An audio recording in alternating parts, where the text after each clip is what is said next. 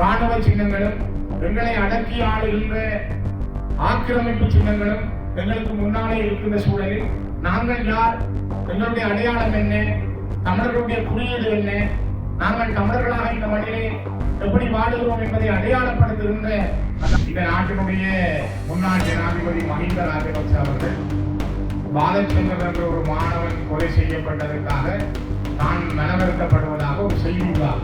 அதே மஹிந்த ராஜபக்ச அவர்கள் ஜனாதிபதியாக இருந்த பொழுதுதான் கோட்டபாய ராஜபக்ச அவர்கள் பாதுகாப்புத்துறை செயலாளராக இருந்த பொழுது சரத் பொன்சேகா அவர்கள் ராணுவ தளபதியாக இருந்த பொழுதுதான் அது நடந்தது.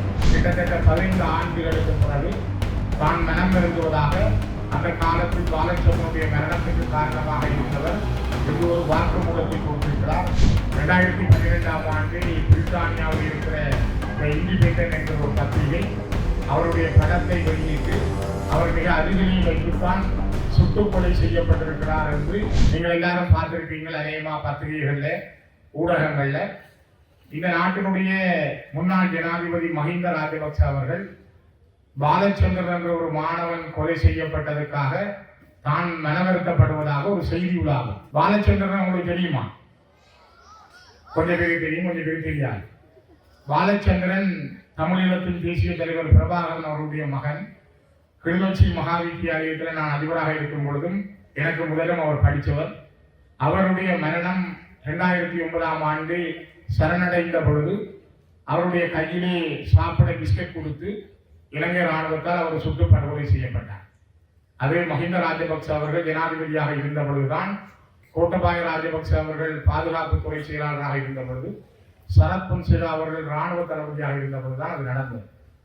ஆகவே நேற்றைய தினம் கிட்டத்தட்ட 15 ஆண்டுகளுக்கு பிறகு தான் மனம் விரும்புவதாக அந்த காலத்தில் பாலச்சந்திரனுடைய மரணத்துக்கு காரணமாக இருந்தவர் என்று ஒரு வாக்குமூலத்தை கொடுத்திருக்கிறார். அவருடைய மரணம் தனக்கு வருத்தத்தை தருவதாக. ஒரு தேசிய குழந்தையான பாலச்சந்திரன் உங்களை போல வெள்ளச்சட்டையோட படித்து கிளிநொச்சி மகாவித்தியாலயத்தில் ஒரு மாணவனாக இருந்தவர். அவருடைய மரணம் மிகவும் உலகம் முழுக்க மிக கடுமையாக எல்லோரையும் பாதித்தது. 2012ஆம் ஆண்டு பிரித்தானியாவில் இருக்கிற த இண்டிபெண்டன்ட் என்கிற ஒரு பத்திரிகை அவருடைய படத்தை வெளியிட்டு அவர் மிக அருகிலே வைத்துத்தான் சுட்டுக்கொலை செய்யப்பட்டிருக்கிறார் என்று அந்த ஆய்வு ரீதியாக ஒரு ஆய்வாளருடைய செய்தியோடு அந்த செய்தியை வெளியிட்டிருந்தார்கள். பிபிசியினுடைய செய்தியாளராக இருந்த பிரான்சிஸ் கரிசன் அவர்களும் அந்த செய்தியை உறுதிப்படுத்தி தன்னுடைய கவலையை பதிவு செய்திருந்தார். இன்றுதான் மெல்ல மெல்ல எங்களுக்கு நடந்த விடயங்கள் வெளியிலே வருகின்றன.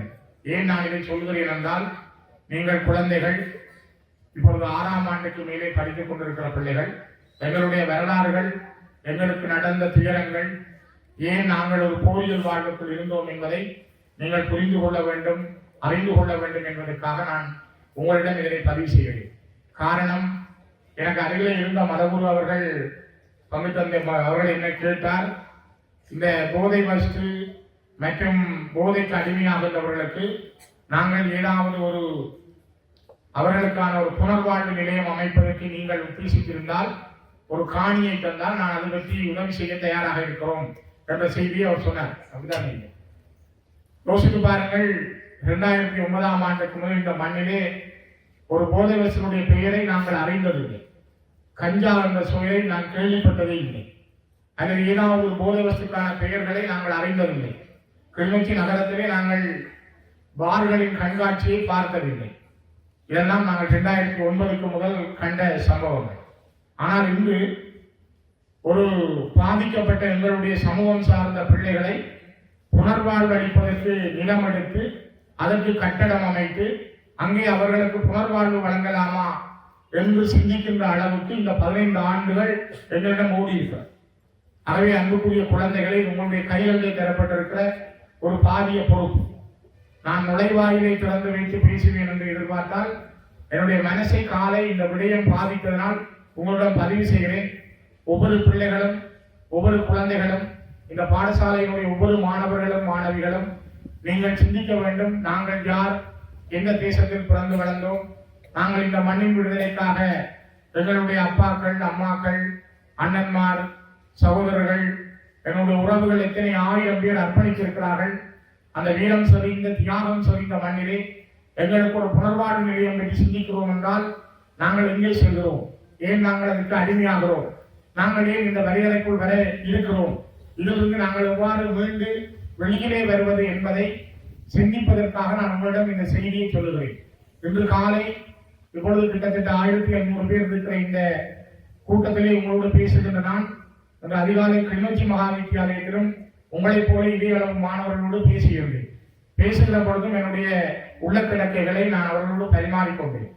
நான் நினைக்கிறேன் எங்களுடைய நான் என்பதல்ல, இந்த வளைவு என்பது ஒரு தமிழ் கலாச்சார மரபின்படி நீங்கள் எல்லாரும் விரும்புகின்ற, எங்களுடைய மக்கள் விரும்புகின்ற கிளிநொச்சி மத்திய கல்லூரி என்கின்ற இந்த மாவட்டத்தினுடைய முதல் பாடசாலை, தாய் பாடசாலையினுடைய நுழைவு வாயில் எப்படி இருக்க வேண்டும் என்ற அந்த மன ஆதங்கத்தோடு எண்ணத்தோடு நீண்ட நாட்கள் நாங்கள் காத்திருந்த அந்த காத்திருப்புக்கு ஒரு வாய்ப்பு கிடைத்தது. அதனால் ஒரு ஒதுக்கீடு வருகிற பொழுது சென்ற ஆண்டு ஜூன் ஜூலை மாதத்திலே உடனடியாகவே கிடைத்தவுடன் அந்த வேலை திட்டத்தை நாங்கள் செய்தோம். எங்களுடைய மாவட்ட கிளை சார்ந்து, எங்களுடைய கட்சி சார்ந்து, எங்களுடைய ஒவ்வொரு உறுப்பினர்களுடைய அந்த வேண்டுகோள் சார்ந்து நாங்கள் அதனை அதிபரோடு கதைத்து செய்திருந்தோம். அதிபருடைய துரிதமான நடவடிக்கை, அவருடைய இணைந்த ஆசிரியர் குழாமினுடைய நடவடிக்கை, உங்களுடைய ஒத்துழைப்பு அழகான ஒரு நுழைவாயிலை தந்திருக்கிறது. இங்கே எங்களுடைய சுவாமிகள் சொன்னது போல ஒரு இடத்துக்குள் நாங்கள் எந்த பண்ற பொழுது, ஒரு வீட்டுக்குள்ளேயோ அல்லது ஒரு பாடசாலைக்குள்ளேயோ அல்லது ஒரு அலுவலகத்துக்குள் நாங்கள் நுழைகிற பொழுது அந்த வாசலிலே இருக்கின்ற வரவேற்பு, அங்கே இருக்கின்ற அந்த ரம்மியமான சூழல், அங்கே இருக்கின்ற அந்த மனதை கவருகின்ற சம்பவங்கள், அங்கே என்ன உள்ளுக்கு நடக்கும் என்பதை மிக தெளிவாக சொல்லும். எங்களுடைய அடையாளம் என்பது மிக மிக முக்கியமானது. எங்களுடைய மனங்களிலே ஒரு பெரிய ஆதங்கம் இருந்தது. ஏழையின் வீதியில் எத்தனை ஆயிரம் வாகனங்கள் போய் வருகிறது, எத்தனை லட்சம் பேர் பயணம் செய்கிறார்கள். எங்களுடைய அடையாளம் என்பதை சொல்வதற்கு நாங்கள் ஒரு தமிழ் தேசிய அடையாளம் உள்ள இனம், நாங்கள் ஒரு தேசிய இனம், எங்களுக்கான தேசிய அடையாளமாக இதனை நாங்கள் பறைசாற்றுவதற்கு எங்களிடம் இதிலே என்ன இருக்கிறது என்ற இயக்கம், ஆதங்கம் எங்களிடம் இருந்தது. அதனுடைய ஒரு சிறிய வெளிப்பாடுதான் இந்த நுழைவாயில் பாடசாலைக்கு அமைக்கப்பட வேண்டும் என்பதில் அதிகமான கரிசனையை நாங்கள் கொண்டிருந்தோம். இராணுவ சின்னங்களும் எங்களை அடக்கி ஆளுகின்ற ஆக்கிரமிப்பு சின்னங்களும் எங்களுக்கு முன்னாலே இருக்கின்ற சூழலில் நாங்கள் யார், எங்களுடைய அடையாளம் என்ன, தமிழர்களுடைய குறியீடு என்ன, நாங்கள் தமிழர்களாக இந்த மண்ணிலே எப்படி வாழுகிறோம் என்பதை அடையாளப்படுத்துகின்ற அந்த அடையாளங்கள் மிக முக்கியமானது. ஆகவே ஒரு இனம் தன்னுடைய குறியீட்டை இழக்காமல், தன்னுடைய அடையாளத்தை இழக்காமல் வாழ்வதற்கு நீங்கள் மிகப்பெரிய அடையாளம். உங்களைப் போல சின்ன வயசிலே நான் மட்டுமில்லை, இங்கு இருக்கின்ற பலரும் உங்களைப் போலவே நாங்கள் பார்த்து படித்து பழகி அனுபவங்களூடாக வளர்ந்தவர்கள். அதனால் உங்களிடமும் நாங்கள் எங்களுடைய தேசம் பற்றிய கனவுகளை, எங்கள் நிலம் பற்றிய கனவுகளை, உங்களுக்காக இந்த மண்ணிலே தங்களை ஆகுதியாக்கியவர்கள் பற்றிய கனவுகளை உங்களிடம் ஒப்படைக்கிறோம். இது உங்களுக்குரிய பொறுப்பும் காலக்கடமை. ஆகவே நாங்கள் ஏதோ தவறு விடுகிறோம், அந்த தவறுகளை திருத்த எங்களுக்கு புனர்வாழ்வு நிலையங்களை தேடி செல்லாமல், அது அமைக்கத்தான் வேண்டுமென்றால் அதில் எங்களுக்கு எதிர்கருத்தில்லை. ஆனால் அவற்றை உருவாக்குகின்ற கர்த்தாக்களாக நாங்கள் இல்லாமல், நாங்கள் எங்கள் மண்ணிலே எங்களை நாங்களே ஆளுகின்ற, எங்களை நாங்களே மனிதர்களாக உருவாக்குகின்ற, எங்களை நாங்களே படிமுறைப்படுத்துகின்ற மனிதர்களாக ஆளுமைப்படுத்த உங்களிடமிருந்து நான் பல விடயங்களை எதிர்பார்க்கிறோம். அதிபர் குறிப்பிட்டார், நாங்கள் வைத்தியர்களை அல்லது இன்ஜினியர்களை, கணக்கியலாளர்களை அதிக அளவில் எதிர்பார்க்கவில்லை என்று 100% என்று சொல்லவில்லை. எங்களுக்கு அவர்கள் தான் 100% வேண்டும் என்றல்ல. நல்ல மனிதர்களை, நல்ல சிந்தனையாளர்களை, தேசம் பெற்றுள்ளவர்களை, இந்த மண்ணை நேசிக்கின்றவர்களை, மக்களை நேசிக்கின்றவர்களை நாங்கள் எதிர்பார்க்கிறோம் என்று அவர் சொன்னார். நானும் அதைத்தான் உங்களிடம் சொல்கிறேன். இந்த தேசம் ராஜதந்திரிகளை எதிர்பார்க்கிறது. நாளை இந்த உலகத்திலே எங்கள் மக்களுக்கான விடுதலை பற்றிய கனவுகளை சர்வதேச சமூகத்திடம் சொல்வதற்கான நல்ல ராஜதந்திரிகள் உங்களிடம் இருக்கிறார்கள். அந்த உணர்வுள்ள பல குழந்தைகள் உங்களிடம் இருக்கிறீர்கள். சோதிநாதன் சொல்லியிருக்கிறார், அவருடைய காலத்திலே பாடசாலையில் இருந்த வளங்கள், குறைபாடுகள் ஒரு வகையானது. இன்று அதிபர் புலவராஜா அவர்கள் இருக்கிற பொழுது 30 ஆண்டுகள் கடந்து இருக்கிற வளங்கள், குறைபாடுகள் இன்னொரு வகையானது. ஆனால் ஒரு காலத்திலே நாங்கள் ஒரு பாடத்திற்கு ஆசிரியர் இல்லை என்றால் பட்ட துயரங்களும் வரலாறுகளும் வித்தியாசமான. இப்பொழுது இருக்கிற காலச்சூழல் வேறு வகையானது. இப்பொழுது நம்முடைய கைகளிலே கைத்தொலைபேசிகள், வீடுகளிலே தொலைக்காட்சிகள், இதனை விட பல இலத்திரனியல் உபகரணங்களோடு ஒரு நவீன உலகத்துக்குள் நாங்கள் புகுந்திருக்கிறோம்.